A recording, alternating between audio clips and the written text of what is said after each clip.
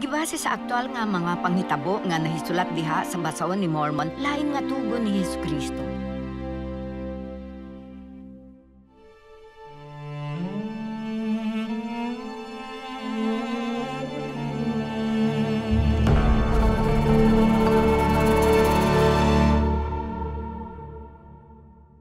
Adunay pa nagbingkit sa yuta. Di siya maminaw.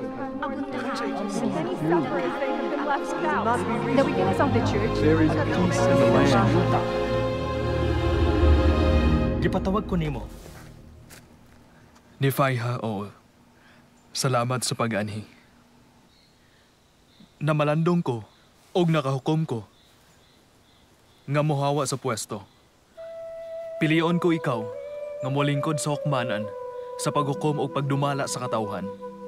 Tao kang maalamon. Nasayod ko makapangulo ka sa atong katawhan sumala sa balaod nga gihatag. Alma, nagsubay ka sa mga paagi sa Ginoo ug mihukom ug matarong nga paghukom. Nganong mo pahawa man ka?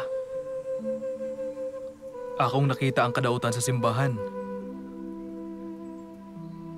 Gipahisalaag nila ang uban og nagdala og kalaglagan sa katawhan. Nakita usab nako ang pagkawalay kaangayan tali kanila. Nagpasulabi sila sa garbo og minuto sa mapaubsanong mga sumusunod sa Dios.